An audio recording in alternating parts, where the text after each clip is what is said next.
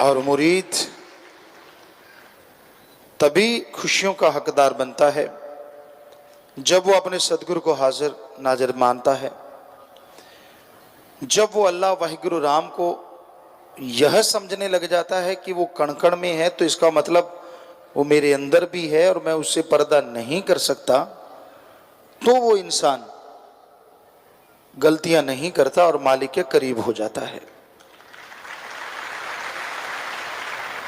कर तो कोई भी इंसान सकता है, असंभव तो नहीं है कि वो मालिक को हाजिर नाजिर मान के कभी कोई गुनाह करे ना। कर तो हर कोई सकता है ऐसा, क्योंकि खुद मुख्तियार है। लेकिन हमने जो निगाह मारी, बहुत कम है जो ऐसा करते हैं। कर सारे ही सकते हैं लेकिन करते नहीं। तो इंसान जब यह मानने लगता है कि मेरा मुर्शिद कामिल, मेरा अल्लाह, मेरा राम, मेरा सदगुरु कण कण में, जर्रे जर्रे में मौजूद है, तो कोई चालाकी, कोई निंदा, कोई चुगली, किसी के बारे में गलत, झूठ, छल कपट, ये सब त्याग देता है। उसके अंदर एक पाक पवित्र भावना पैदा होती है और वो मुर्शिद के लिए सबसे बड़ा तोहफा होती है अगर कोई देना चाहे।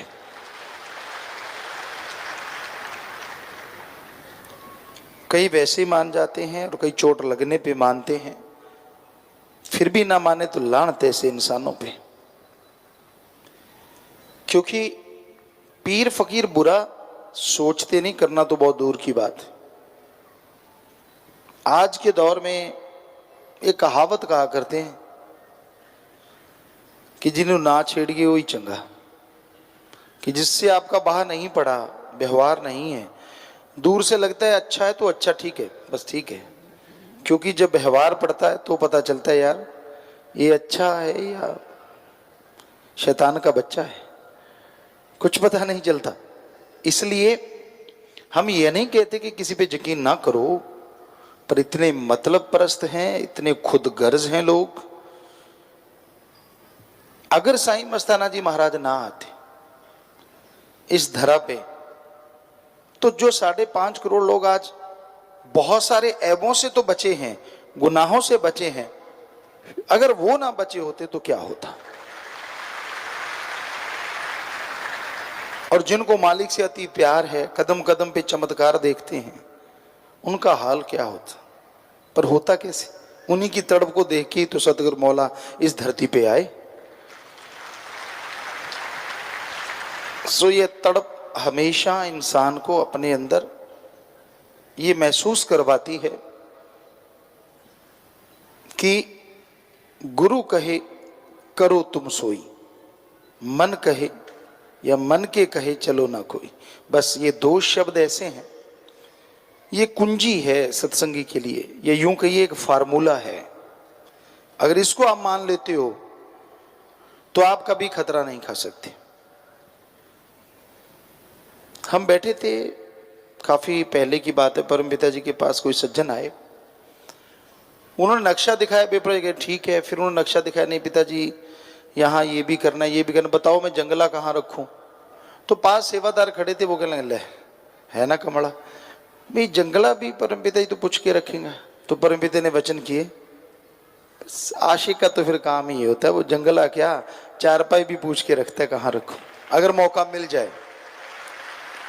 सो आप जरा सोचिए, जब आप मनमते चलने लगते हैं, आप मुहारे पंजाबी से कहते हैं, या मन के कहे चलना कि यार आ तक ही पूछना है, कोई गल नहीं, हो जाने दो यार, वो क्या पूछना है, हो जाने दो। फिर हो गया तो फिर संभाल भी आपे लई ना, फिर कहते ना ना ना हुण तुसीं आ जाओ।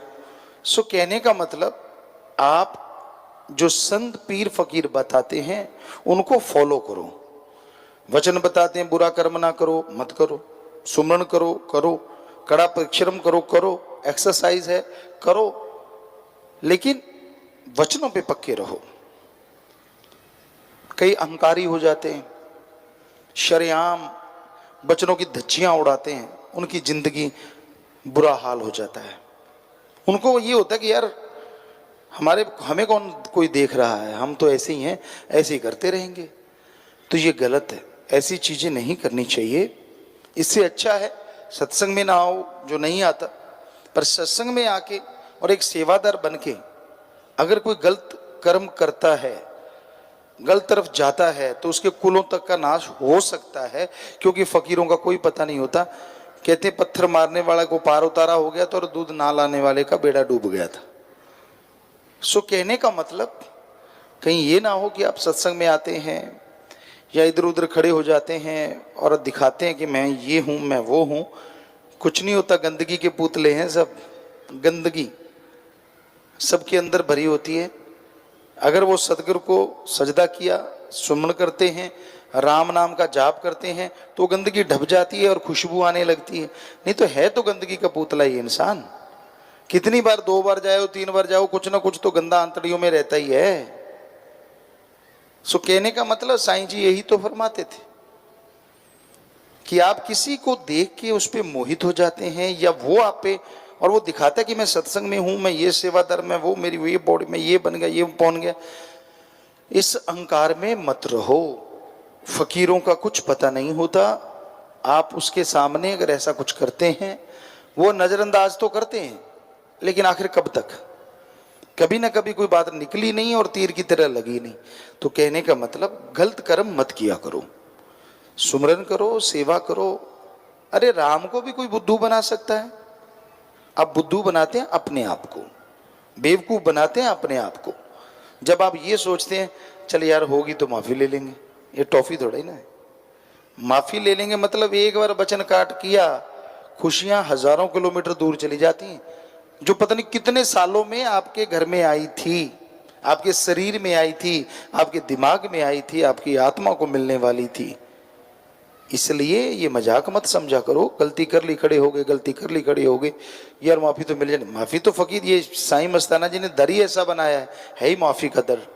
यहाँ तो क्षमा तो मिलती ही मिलती है, लेकिन आप जो गलतियां करते चले जाते हैं, वो खुशियां जो आनी चाहिए थी उस पल आप सोच के देख लो, गलती से पहले आपने थोड़ा सुमन किया होगा, थोड़ा मालिक से प्यार रहा होगा, पर क्या नजारा था, क्या एक अलग ही खुशी रहती थी। और फिर आपने पढ़ के कड़ गए कि कोई बात नहीं, गलती कर लेंगे फिर माफी, गलती कर लेंगे फिर माफी, और फिर कैसे आप हो गए, क्या मिला आपको उससे, और कितना कुछ खोया आपने, आप खुद सोच सकते हैं।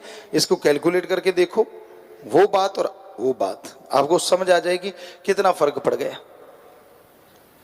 पंजाबी में एक कहावत है, डुल्ले बेरांदा कुछ नहीं बिगड़े, चक की झोली पालो।